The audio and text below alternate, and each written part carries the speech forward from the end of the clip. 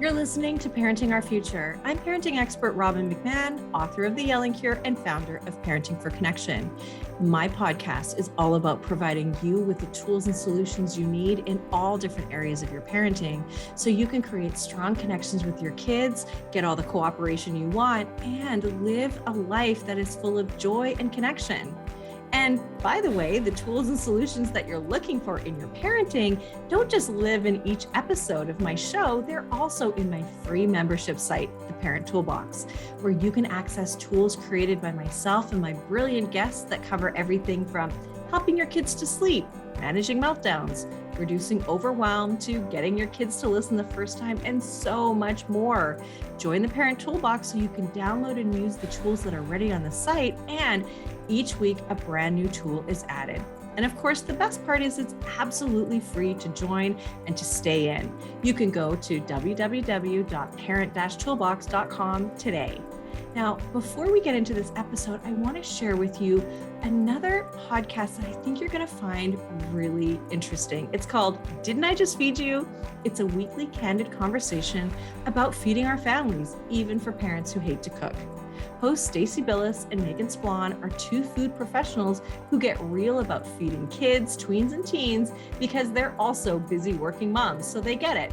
They talk about how to turn things like nachos into a legit family dinner, to the magic of meatballs, to solving the after-school snack problem, even reducing kitchen waste and debt all at once.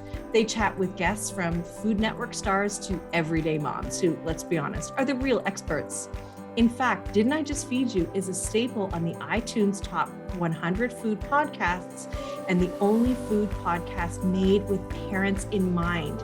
Stacey and Megan are on a mission to make cooking easier, more delicious, and maybe even a little bit more fun. Find Didn't I Just Feed You wherever you listen to your favorite podcasts, and be sure to subscribe so you don't miss a thing.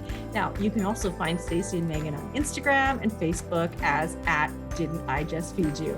Now let's dive into this next episode of Parenting Our Future. Hello, everybody. It's Robbin here. Welcome back to another episode of Parenting Our Future. I am going to be talking to somebody who you are going to love. Not only is she fun to listen to, everything she says, literally everything she says, I agree with. And she is just amazing. So I'm talking to Ericka Souter. She's a nationally recognized voice in parenting news and parenting advice. She has over 20 years experience in journalism and is a frequent contributor for Good Morning America and other national broadcast outlets. And it's really her job to speak to parents across the country on issues and controversies and trends that most affect families today.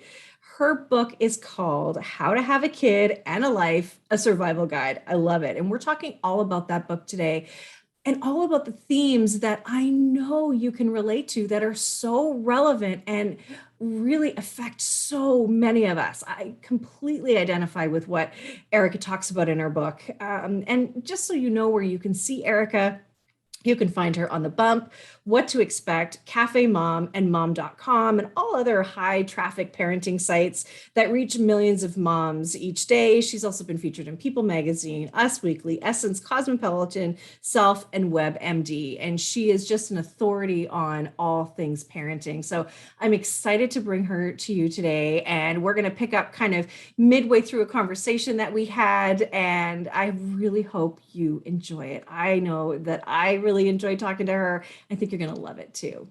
Thanks for listening, everybody.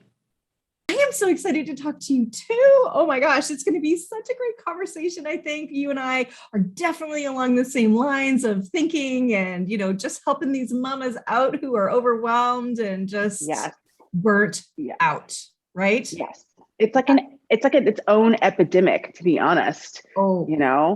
You know what? I'm doing a lot of research on it because some of the work that I do is to help companies with their employees who are parents mitigate that burnout piece. And I believe, and I'm sure you share this to some degree, that we cannot have wellness and can't solve burnout until we solve what's happening at home with our kids. Because, we talk about incivility at work, but when there's incivility at home that a lot of us are facing, you can't show up and have well-being Like the well-being app that my company gave me is not going to do anything for me when my Right. kids don't listen Right. and I'm overwhelmed at home, right? Don't you think? Yeah. Oh, Yeah. absolutely. I think that we're expected to just kind of like just block out other things in our lives, right? Or we're sitting at our desk, we're not supposed to worry about our child at home sick or daycare issues or things like that. We need companies to approach the whole person and to take in Yes. mind that there needs to be support.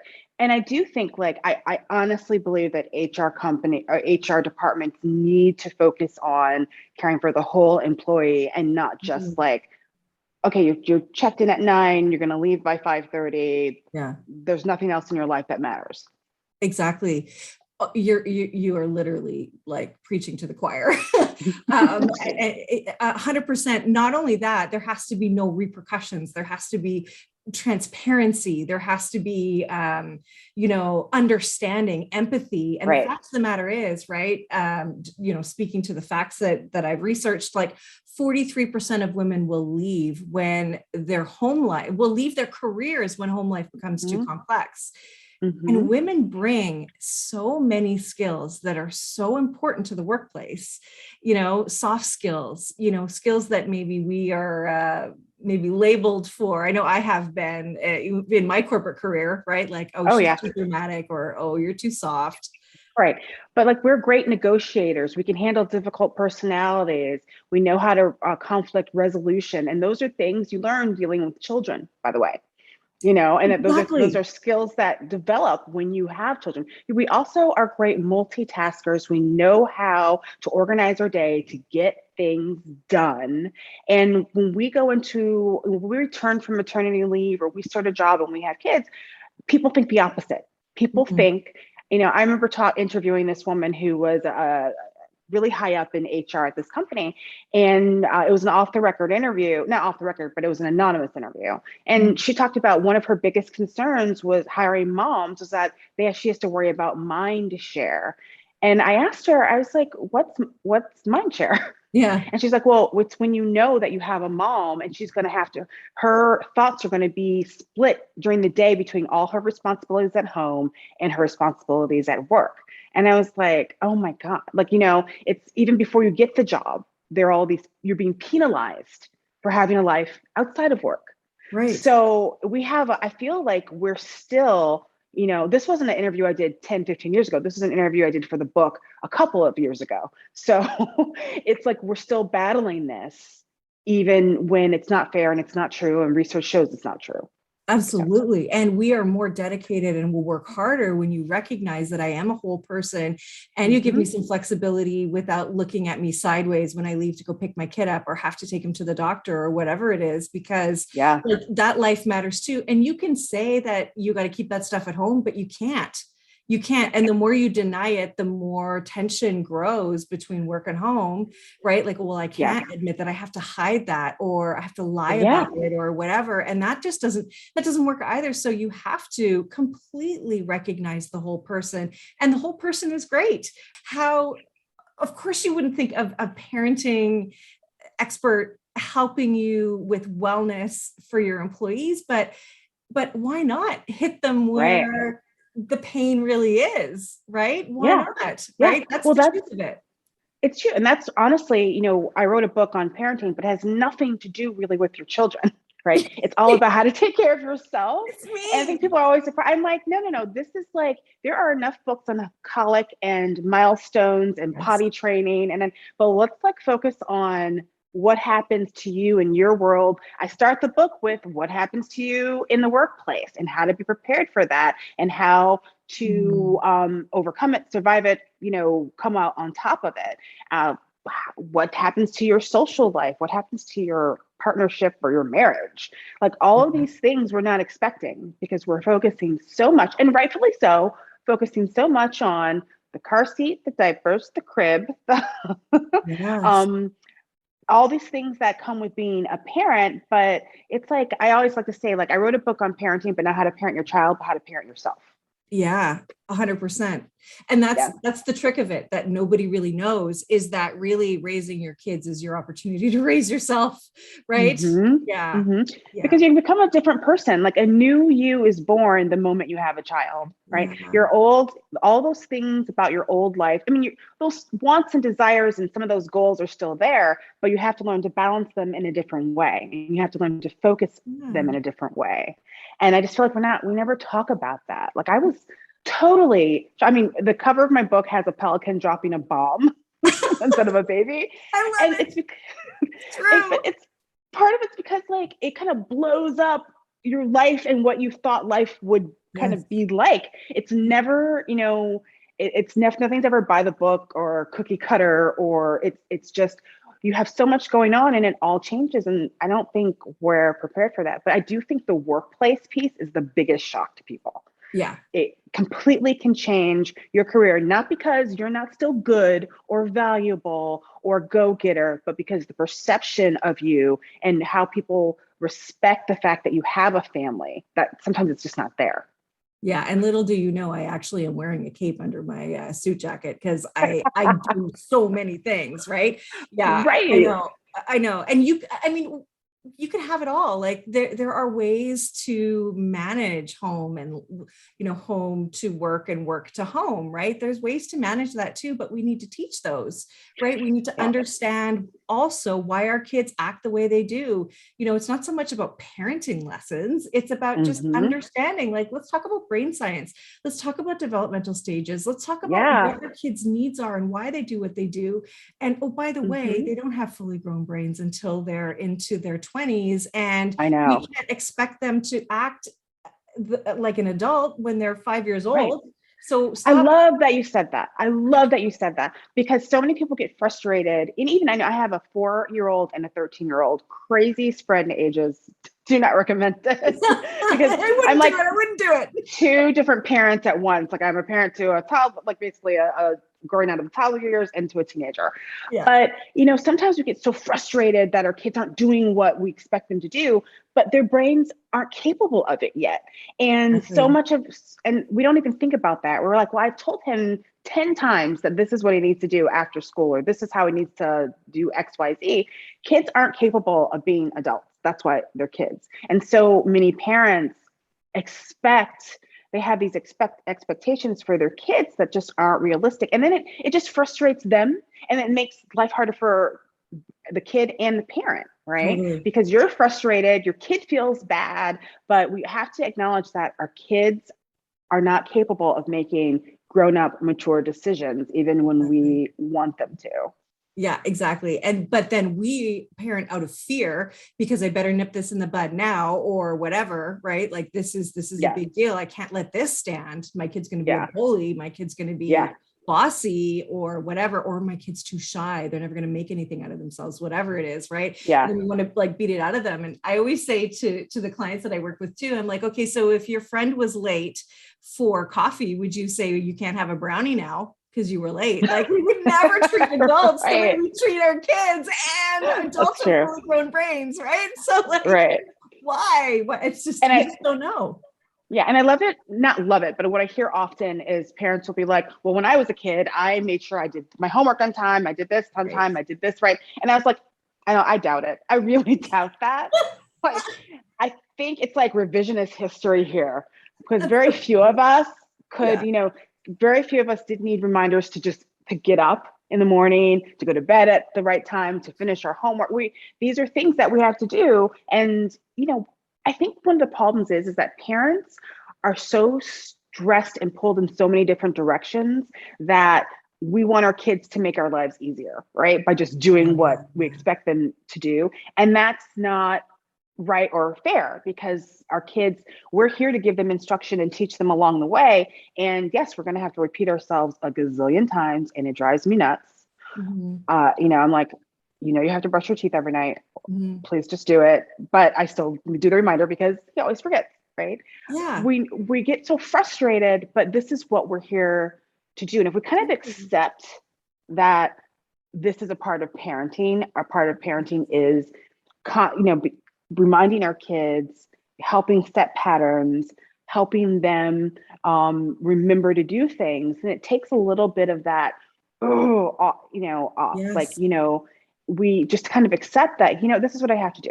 And what one of the things I did, I bought this really cool calendar thing, right? And it hangs in his room, and it's like a pretty substantial, but it has things to do, homework due, don't forget to, and then so there's these little sections, and you put things on there. And yeah, I mean, he doesn't look at it every day. Like sometimes he's not paying attention to it, but now he kind of knows, like, oh wait, he sees it, and he's like, okay, yeah. Now I got to do this next, or maybe before I go to bed, I have to make sure to pack my backpack. And those are kind of helpful tools. I mean, but it's still a reminder, right? Yeah. It's still the fact that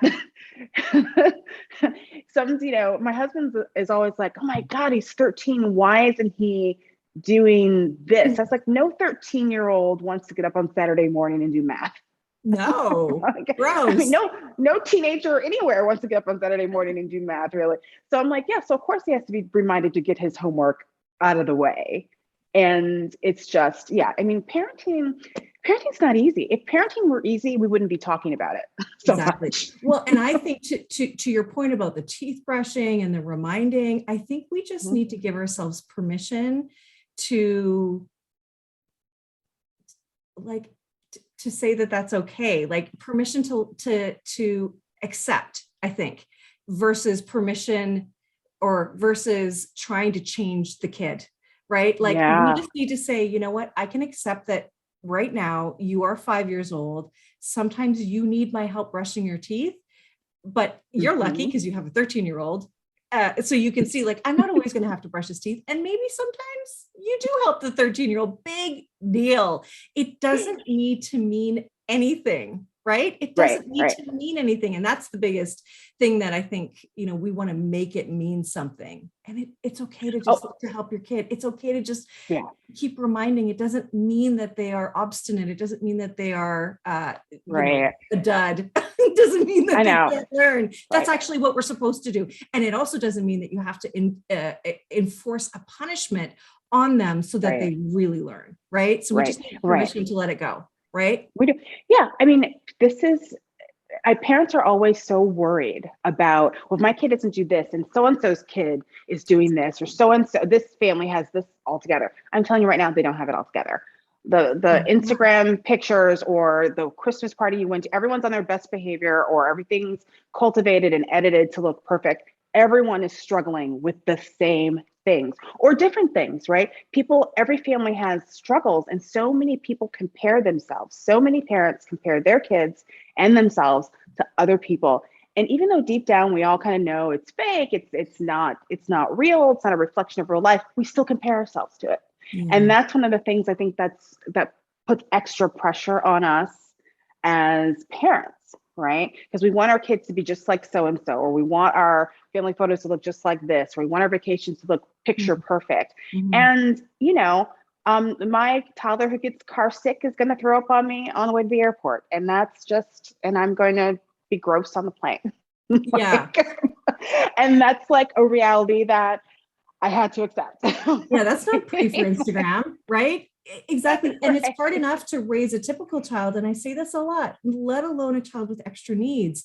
So somebody like me that has a child with lots of extra needs, I look at those vacations and I'm like, wow, must be nice, in those moments where I'm feeling lower, and just like having a rough day. Right.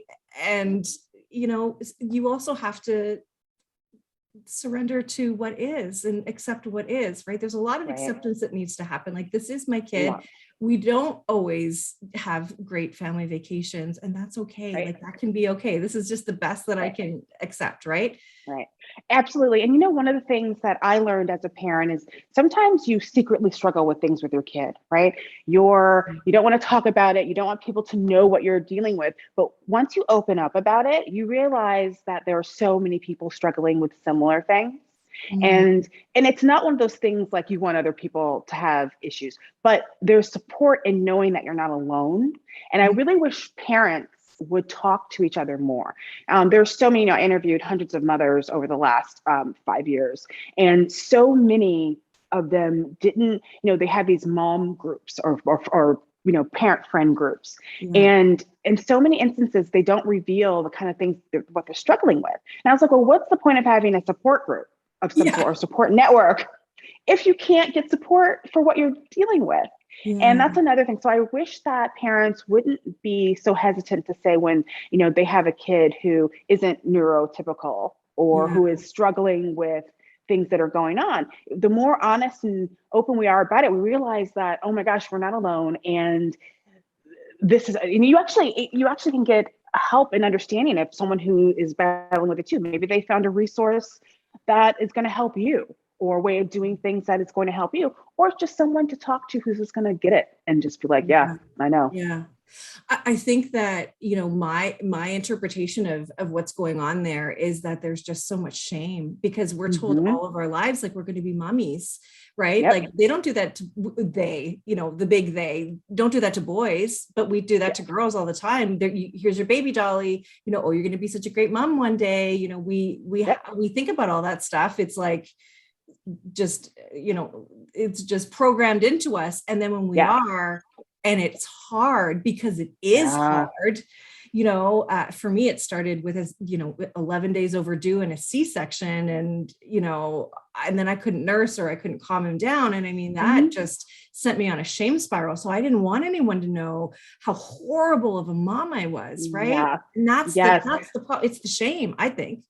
It is. And I write about this thing, the mom gene, right? You're kind of told that, as soon as your baby comes, you're going to figure it out. You're going to intuit. You're going to naturally know how to breastfeed, or, and for some of us who we didn't, when the switch doesn't go off as soon as you have a baby, you feel so bad. You feel like, oh my God, I'm terrible at this. I can't produce any milk, or he won't latch, or I don't know how to calm him down. I don't know what to do. And it can be miserable in those moments, but we're also not supposed to say that, right? Yeah. Because you don't want us to, you feel like you sound ungrateful or not happy to be a mom, but you are, but it's hard. It is so hard. I remember I just couldn't produce any milk. I mean, it was like, and the baby was crying and screaming and hungry, and you just feel like this is the one thing that your boobs are for. Right? Exactly. Yes. I got one job. One thing. Yeah, they have one job and they're not doing it. And then you feel you're embarrassed. And then then you compare yourself. And I see moms on Instagram with refrigerators full of expressed milk, and you're like, oh my God, I'm getting 1 ounce after an hour of pumping. Yes. Oh my gosh, that was the same with me too. So then if we're all feeling shame and feeling bad about ourselves, what is it that we need to do? Do we need more community, in your opinion? Do we need to be more honest? Because everybody's experience really is different. I think this is where I've kind of struggled is, do you tell the expecting mom, look, it's going to be really, really tough. But what if it's not? For some moms, it's not that tough, right? Yeah, well, for some people have a really smooth transition into motherhood. Most moms I talk to have struggled with something. So it may not be the same thing. Some people, breastfeeding will be easy. For other people, it'll be a struggle in their workplace, or it might be a struggle with their marriage or their relationship with their partner, or it could be their relationship with friends who don't have children. So they're all, or the relationship with yourself. It's not what I expected. I'm ashamed. I'm a bad mom. So what I want to do, one of the important things I hope people take away from my book, is that it hits all those things you could potentially struggle with.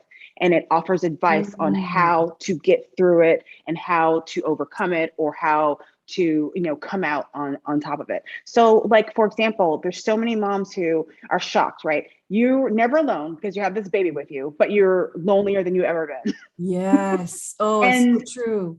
It's like, there's just, that loneliness feeling is your body's need for connection. And yes, you have your child and you love your child and you're happy to have that baby with you, but adults need adult connection, right? You need to be able to talk to someone who's empathetic, who will listen, who will give you some encouragement, who sometimes you want feedback, sometimes you want advice. And so one of the most important things you can do is building a community. I say that it takes a village for you, not just your kid, right? Yeah. But it's not just about quantity, right? So I've talked to women who have, I have like 25 mom friends. Well, they have to be the right kind of friends, right? They have to be people who see you, who will listen to you. You have to be able to be vulnerable around them, right? Yeah. And feel cared for. And that doesn't mean you can't have silly times and joking. With my closest mom friends, I talk about struggles with parenting or struggles in relationship, but I also can joke about, oh my God, did you see the Real Housewives last night? That was insane. Yeah. So it's important that you cultivate the right kind of friendships, and that's not going to be easy all the time, right? So you might meet some moms and they seem like they're going to be, your crew, your buds, and maybe you'll find out that they're not the right friends for you. I remember talking to this one mom who she found these moms in her neighborhood, and they all made their own baby food. And it was like a really big deal. They would always trade recipes and everything like that.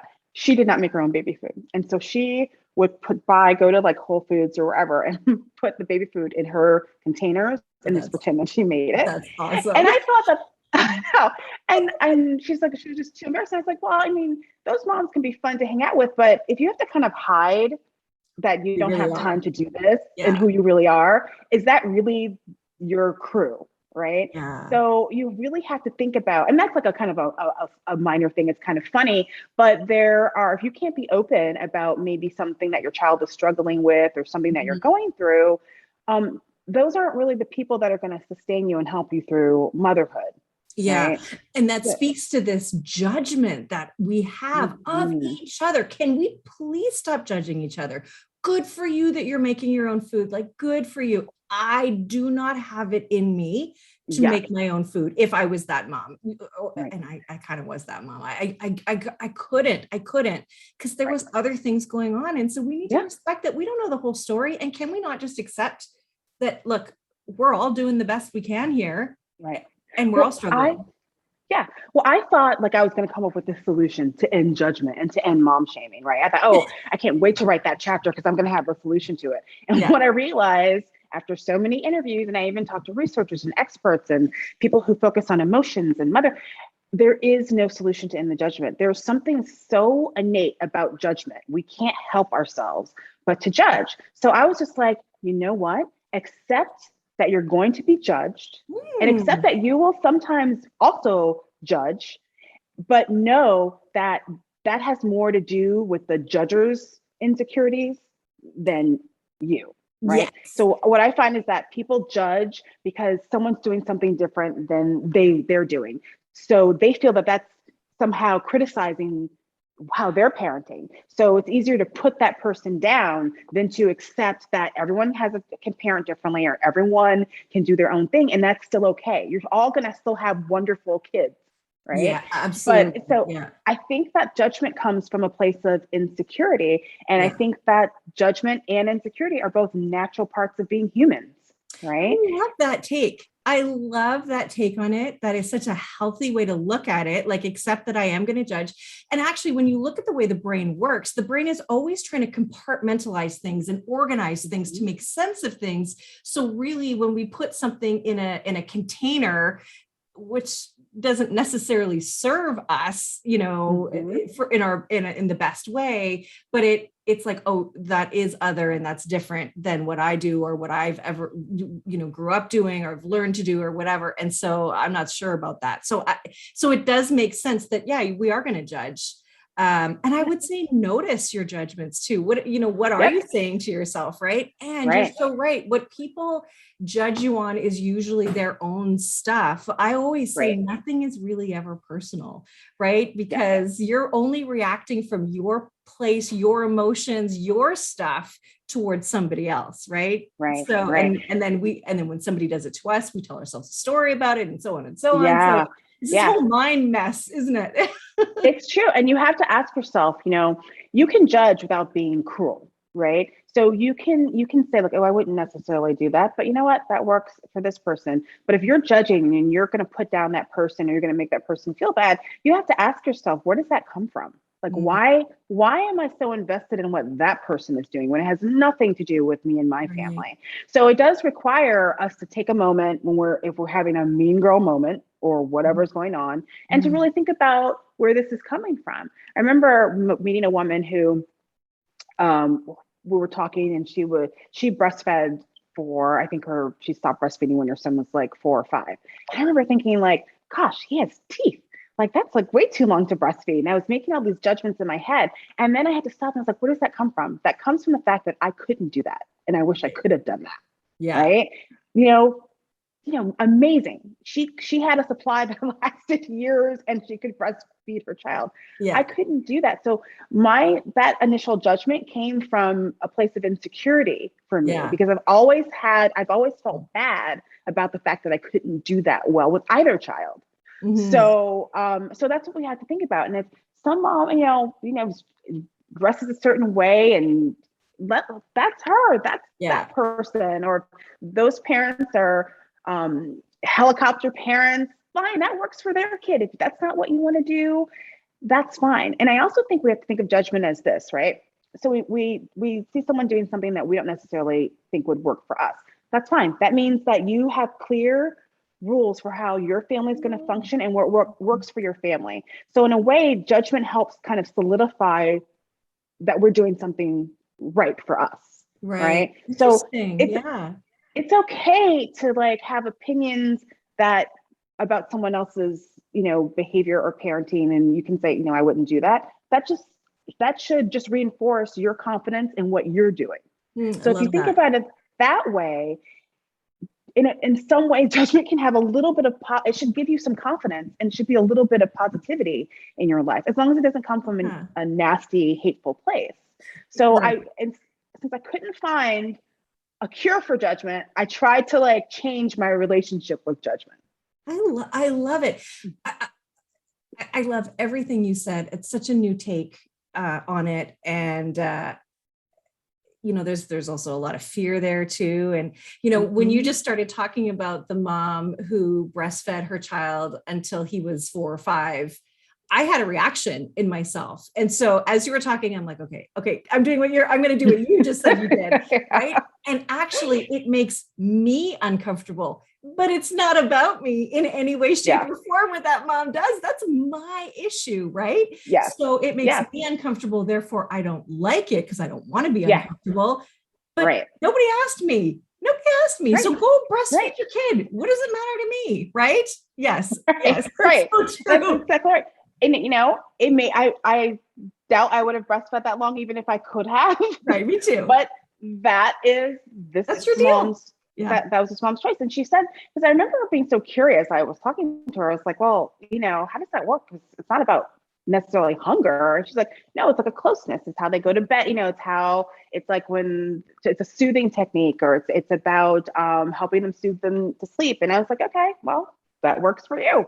And Yeah. and I think that with other things, we have to accept that too. I remember I talked to a lot of moms who work outside the home and inside the home, meaning moms who are stay-at-home moms who don't have other careers outside the home, and then moms who have careers outside the home. Mhm. And there's still like, that seems like an old-fashioned battleground, right? Like, it seems like, why are people Yes. still critical of each other if you decide to work in a career outside the home? But that still happens. And I was like, well, It why? does. Yeah. Like, a lot of people have no choice but to work. Right. And then on the other, and the criticism kind of goes both ways. Then they have moms who work who are like, I don't understand how this person just is with their kids all day, or Yeah. just, and it's just kind of like, well, so what? Like, this Yeah. works for them, and that works for you. Yeah. And, and what I have found is, like, in my mom group, I have like my little mom tribe, Mm. and half of us work, half of us do not. And Mm. somehow it works, right? Mhm. And it's because we kind of respect each other's choices, Yeah. right? Yeah. And that, I think that's a relationship we built over time, and Mm. over going through highs and lows, and helping each other's through births and deaths and everything like that. Yeah. But you really have to you have to value the other things, like that emotional connection those people give you. So I also want people, when they're looking for connection or looking for support, don't base it on, well, this person works too, so this is going to be, we're going to have more in common. Don't do that. Right. Don't do I that. agree. Yeah, I totally agree. And in fact, I've reframed the way I've looked at it because, there was a moment maybe where I was like, well, I'm a working mom. I've never not worked. And then when, and I've had other working mom friends be like, yeah, those stay-at-home moms, but I don't see it that way at all. I see it like they've got a harder road. It's staying with their kids all the time. It's definitely harder.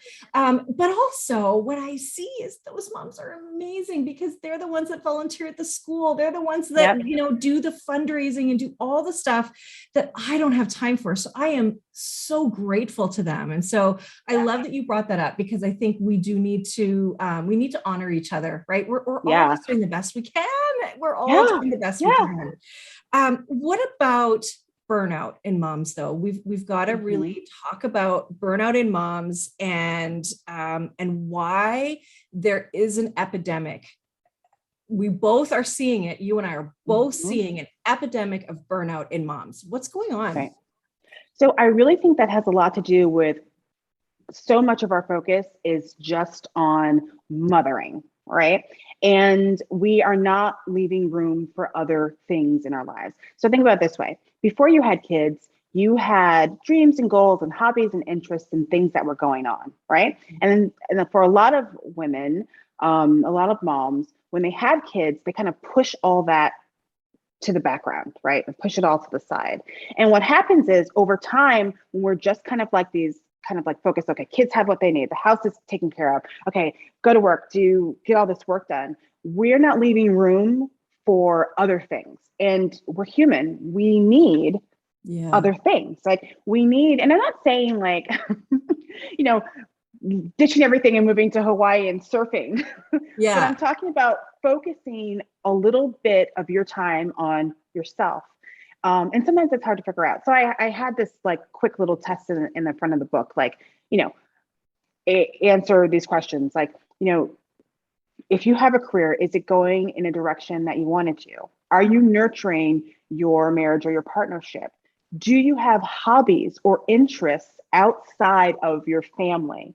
And do you feel good about yourself?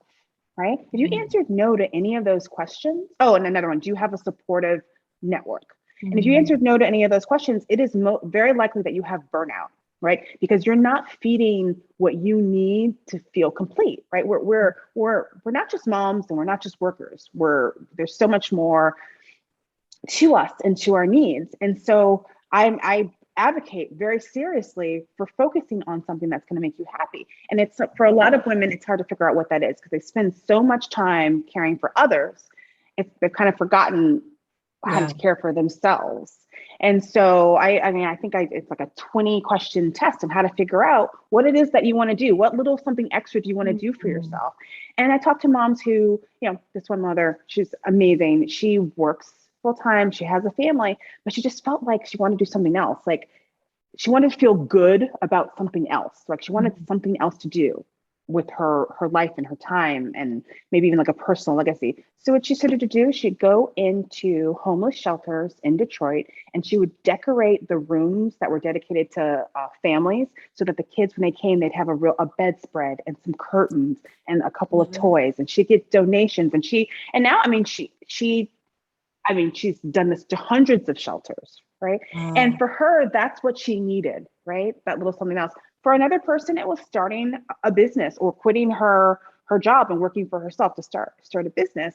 So it doesn't, or another mom started running marathons. Others started just doing exercise. So it's not going to be the same prescription for every person, but I think we have so much burnout because all we're doing is just stuff on our to-do list to get through the day, but we have to add ourselves back on top of that to-do list. 100% agree. Yeah.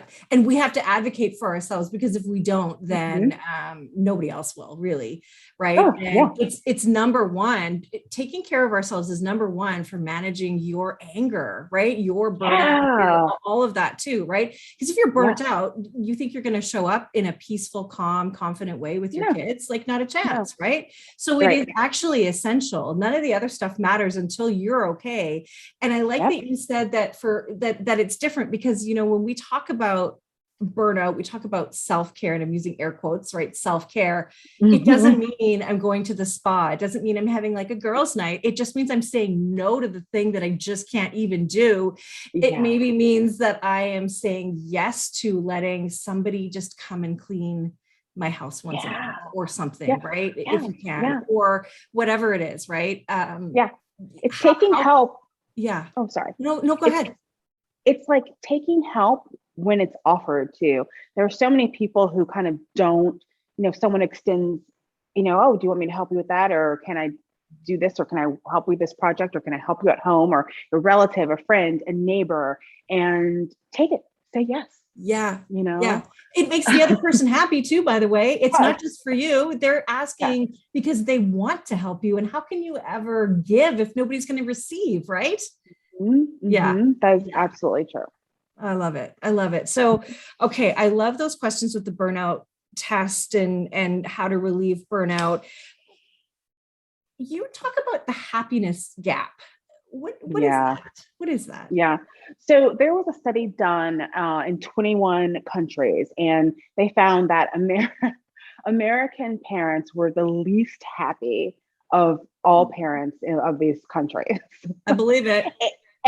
And so, and what that showed is that, we're kind of taught and told that when you have a family, this is like the most fulfilling thing you can do. And this is this is the recipe for happiness, getting married and having kids and having your family. And so there's this gap where people without children tend to be happier than people with children in this country. And it really kind of made me sad, right? Like, I'm like, oh my gosh, we work so hard. A lot of us work very hard to have kids. You plan, you decide to do this, and you make this a goal for your life. And then for some people, for apparently a lot of people, they're very unhappy in those early stages of parenthood. And that's when I want to research why. Like, why are we? Why is this happening? So I should also note, though, as your children get older, parents become happier. Yeah. And then also when your children are adults, people with children who have adult children are happier than people who have no children. So it's like, it's an interesting evolution. Yeah. So it's not like this unhappiness lasts forever, but I think it's those first 0 to 5 years of parenthood, sometimes 0 to 10 years, when you're in the thick of it and you're tired and you're stressed and your kids need so much and you have so much to do. And then we also live in a country that doesn't really support parents. There's not enough, there's not parental leave at jobs. There's no help with daycare. There's so many stressors on parents that it becomes this incredibly stressful, scary time in their lives. So that is what I attribute this happiness gap to, with the fact that, we're one of those countries that doesn't provide a lot of assistance to parents. Yeah. And it makes parenting that much harder. Yeah. Well, as a Canadian and raising my kids here, there is support here, but I still see the same thing. And I think that, one of the things that I know you and I agree on is first of all, I totally agree. I see it every day. It's those the younger families, right? When their kids are 3 and 1 or 4 and 2, right? And I tell people, I'm like, look, you got to just get through these few years. I promise you it's going to get easier. This is the hardest time in your life. It's the hardest time to be a parent, but don't worry. It's also the sweetest. It's the cutest. You're going to look back and look at those little toes and those little ears and love all of that stuff, right? When they want to come to you. So like, there's a balance between cherishing this, and I think if you just accept, like, this is hard too, right? Acceptance is such a big deal. It's so important, but also is, and I really do believe this to be true, that just having a better understanding of the way our kids are wired and the way they work, that is the key to being happier at home. Because when you see behavior you don't like, if you were just to understand why, and to know that for the most part it's temporary, and that you don't have to be scared about what this means for the future, we would just be so much happier. It's true. If you think about it, when you're preparing for parenthood, all the things that you're told to expect have to do with like that newborn. Yeah. You know what I mean? That's like the only thing that you get advice and focus on. Right. And so then, as the kid gets older and you're dealing with all of these things and these issues and this time and this stressor, there's just not enough support, or I should say, there's not enough warnings Yeah. about what's going on with your kid, what's going on with you. Kids are like, they're all kinds of emotions, like from one minute to another. And it can be, especially if we have more than one little one, right? If you're dealing with 2 or even 3 children who are under 5, oh my gosh, like it is crazy town. Totally right? crazy town. And I think that we should, help prep parents for that and help them understand like it's not you, it's your kid. Like this is what kids do. This is what it's like in every house on your block.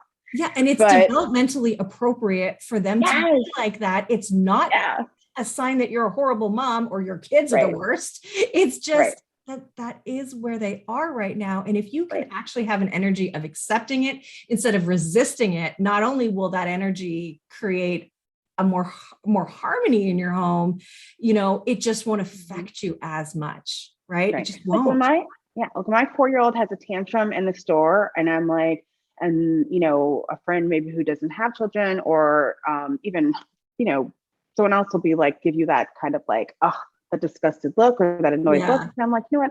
Everyone who's had a 4-year-old knows this is what 4-year-olds do when they don't get their Fruit Loops. Like exactly. I'm like, he's fine, And I think that though, it took me a while to develop that confidence, because with my first child and it happened, I'd cringe. I'd be like, oh my God, let's get out of here. Yeah. But everyone who has children understands what you're going through and they get it. Like when I see a mom struggling, I'm like, don't worry, girl, you got this. It's going to get better, and sometimes that little thing, saying that little thing helps. I've been on planes where, it's always horrifying when your children have meltdowns on planes. It's like you're confined in this box and you can't go anywhere. Yeah. And, people are always so cruel, like, or complaining. And I'm just like, you know what, you're doing a good job. That's like, don't worry about it. We've all been there. And just saying those few little words can mean so much to a mom or a dad who's struggling in the moment. There is this like, sisterhood, brotherhood of parenting that we need to like embrace and encourage each other, And it's not like the mom or dad who brought their kid on the plane is purposely trying to ruin your trip and wants their kid to cry the entire time. They are mortified that this is happening and they're desperate to stop it. So please give that mom or dad the benefit of the doubt and support them instead of like, oh, great. There's a kid on the plane. I've thought that once or twice.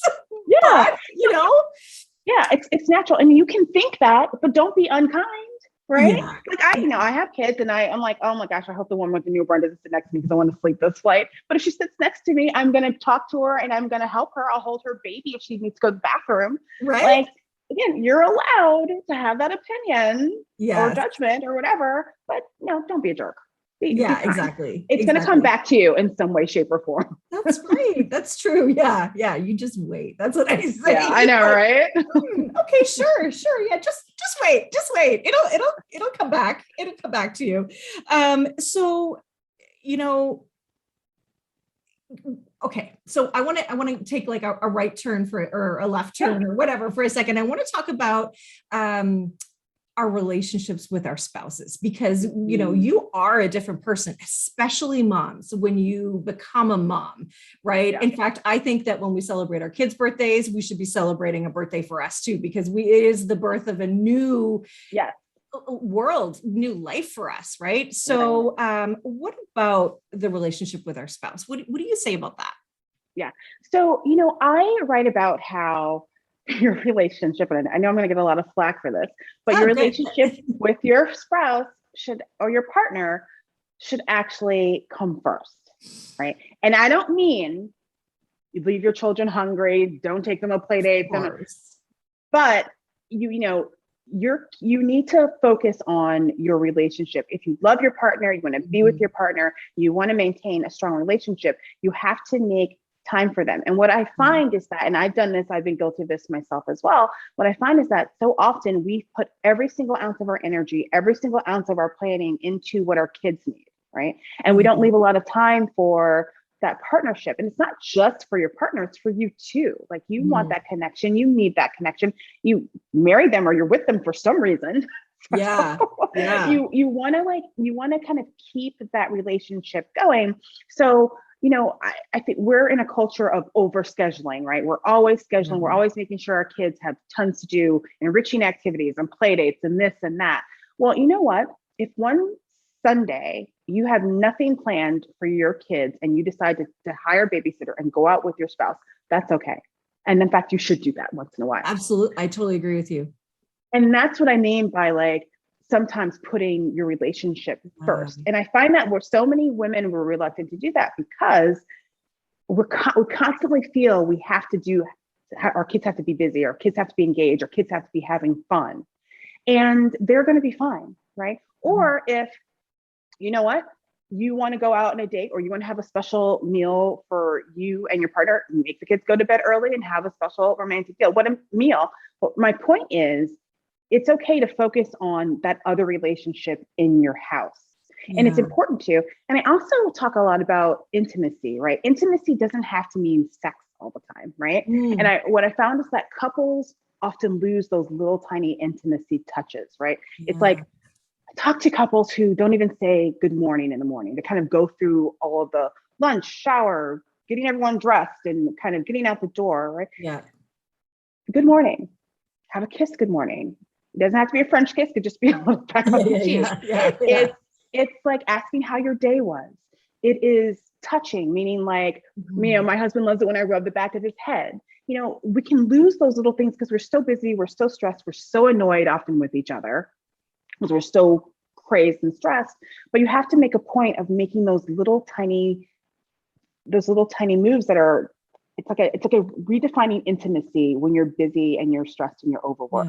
And it really is like, he asked me how my day was and he waits and he listens, right? And I do the same thing. Or if he has a doctor's appointment, I'm like, oh, what did the doctor say? Or what, blah, blah, blah.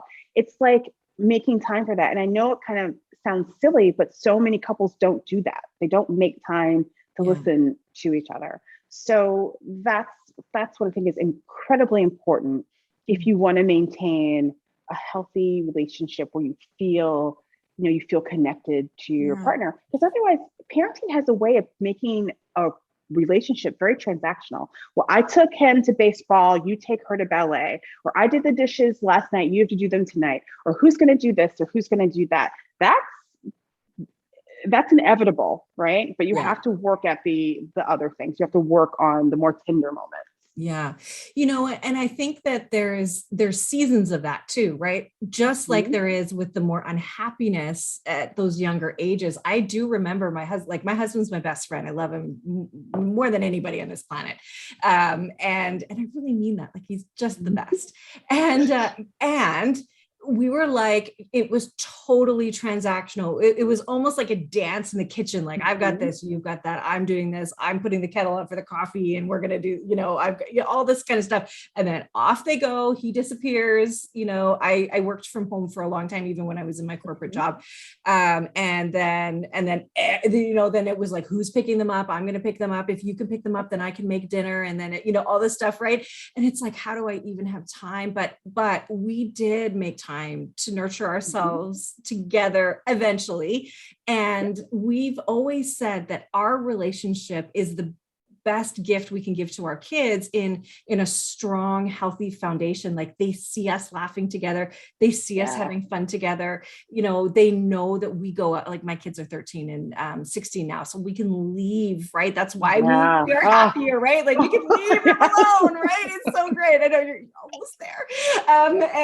And so that's great, right? So we get to do things again. And I think it's also good practice for when the kids are gone. You know what I mean? Like, for when they leave the house and you're empty nesters, because you got to figure out what your relationship looks like then, because our kids are here for a short time, even though the relationship Sure. lasts a lifetime. Yeah, So yeah, I really agree with you. And I love that you're bringing that up. I really do. And I don't think it's bad to say at all, put your relationship first. That's the foundation for everything. And don't you think that it's more harmful to your child or your children if you don't nurture that relationship and they have to go through a breakup? That's more damaging. So take it that is. Sunday, mamas and dads, take that Yeah. Sunday.